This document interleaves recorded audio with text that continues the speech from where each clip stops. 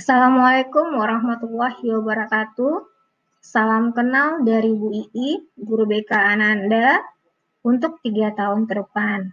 Ibu memegang kelas 71 dan sampai 77. Nah, untuk Ananda yang kelas 78 itu bersama Ibu Wina Mutia. Ananda semua, hari ini Ibu akan mengenalkan tentang bimbingan dan konseling di sekolah. Nah, baiklah, sekarang mari perhatikan slide Ibu. Mengenal bimbingan dan konseling di sekolah.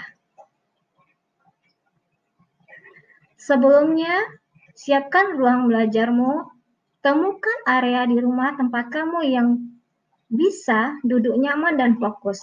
Pisahkan dengan ruang santai, idealnya jauh dari layar TV atau gangguan lain. Apa maksudnya ini, Ananda? Nah, untuk melihat, Ananda harus siapkan tempat di mana Ananda merasa nyaman sehingga tidak ada gangguan-gangguan ketika melihat atau mendengarkan apa yang disampaikan oleh gurumu melalui media sosial, melalui daring ini. Nah, guru BK di SMP Negeri 7 Bukit Tinggi ada 3 orang. Pertama, namanya Ibu Tridonasari. Yang kalian dengar ini suaranya Nanda. Ibu dari guru BK dari kelas 71 sampai 77. Nah, kemudian ada Ibu Tuti Yamila Sari Dewi, CMPD. Apa itu CMPD? CMPD itu artinya calon master pendidikan. Sudah selesai kuliah S1-nya. Mari kita doakan sebentar lagi ibunya jadi MPD. C-nya hilang. Kemudian ada Ibu Wina Mutia SPD. Ibu Wina mengajar di kelas 77, membimbing Ananda di kelas 77 dan kelas 8. Nah, Ibu kelupaan tadi, Ibu Tuti Yamila membimbing di kelas 8. Dan ini Ibu wakil kurikulum kita. Kemudian, nah, coba perhatikan, ini ruangan BK SMP Negeri 7 Bukit Tinggi. Di sana ada ruangan konseling, kemudian ada ruang tamu, ada lemari-lemari arsip.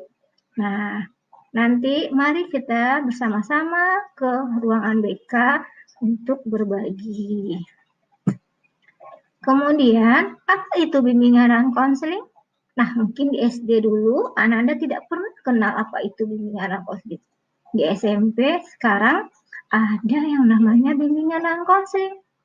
Nah, bimbingan itu adalah proses pemberian pertolongan yang berkelanjutan dan sistematis kepada siswa dalam menyesuaikan diri dan mencapai kesejahteraan.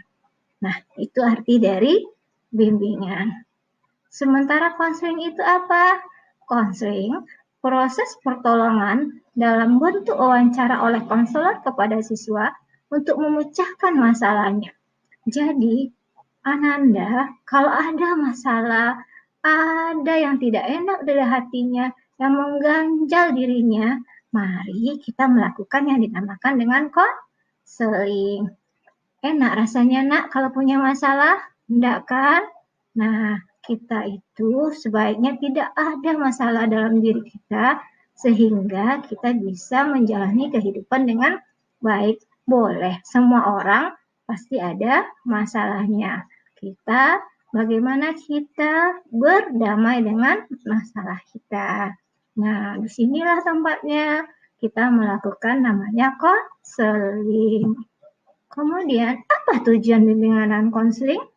Nah, tujuan bimbingan dan konseling secara khusus, biar Ananda bisa paham diri Ananda dengan baik.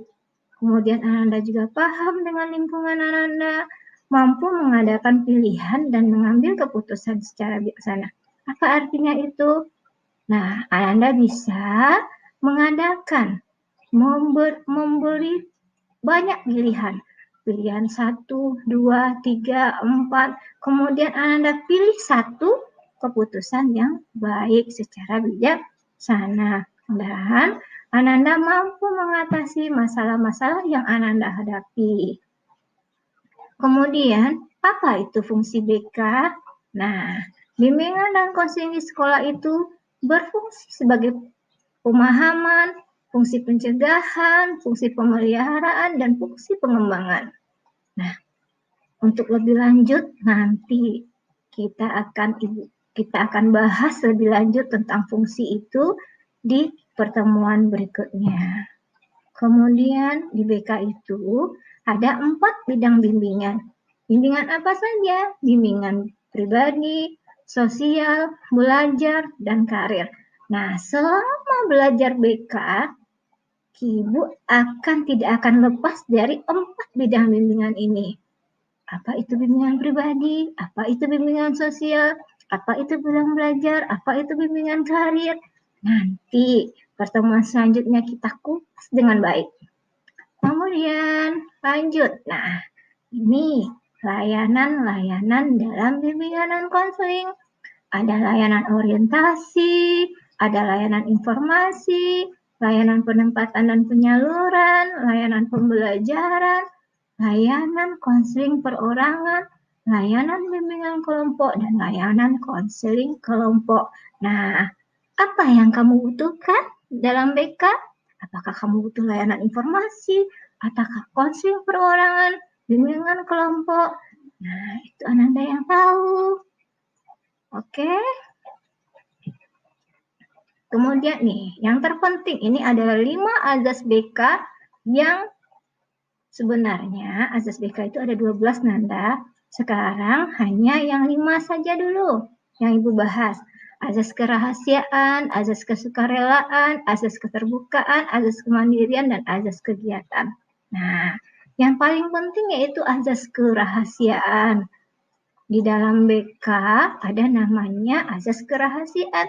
Jadi kalau Ananda datang ke ruang BK, kemudian Ananda melakukan proses konseling, nah semua yang kita bahas di konseling itu dirahasiakan. Hanya Ananda dan Ibu yang tahu.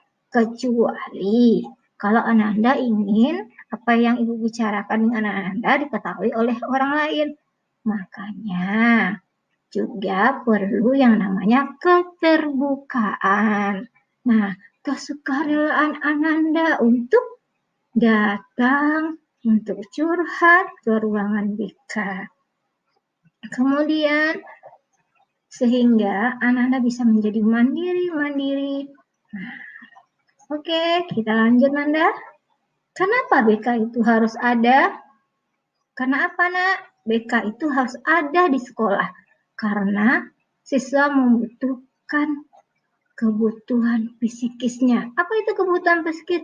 Kebutuhan rasa untuk disayang, kebutuhan rasa untuk dihargai, kebutuhan untuk aman. Nah, itu. Kalau itu terganggu, maka silakan datang ke BK. Kemudian, nah ini kebutuhan untuk informasi. Memerlukan informasi apa, Ananda? Nah, silakan datang ke BK juga. Kemudian ada untuk mengaktualisasikan diri. Apa arti aktualisasi? Melihatkan, inilah Ananda. Saya bisa baca puisi dengan baik, tapi saya tidak tahu di mana saya bisa untuk mengaktualisasikan diri. Kemudian datang ke BK, kemudian kita bersama-sama mau carikan jalan untuk Ananda agar bisa melihatkan kemampuan Ananda. Itu contohnya ya. Kemudian kamu juga membutuhkan keterampilan untuk menyelesaikan masalah. Nah, untuk itu marilah kita kunjungi ruang BK Ananda. Nah, apa kata Ibu tadi, Nak? Di ruang BK itu tidak akan lepas dari bidang pribadi, sosial, belajar, dan karir. Nah, semua anak bisa belajar menyenangkan. Di dalam BK tidak ada yang membeda-bedakan berkulit hitam, berkulit putih, atau tinggi, pendek, karena konsepnya semua kita memiliki keunikan masing-masing dan itu adalah anugerah dari Allah Subhanahu wa taala. Nah, Oke, nah ini mudah-mudahan nanti Ananda menjadi sang juara. Juara secara psikologis, juara secara akademis. Nah, apa muaranya nanti Ananda? Nah, ini Ibu nanti bisa melihat Ananda menggapai cita-cita Ananda. Bisa menjadi seorang dokter, bisa insinyur, atau ustadz, ustazah, apa yang Ananda inginkan. Oke Ananda, sekian dulu dari Ibu tentang pengenalan BK. Yang masih ragu, silakan WA pribadi Ibu. Oke, terima kasih. Assalamualaikum warahmatullahi wabarakatuh.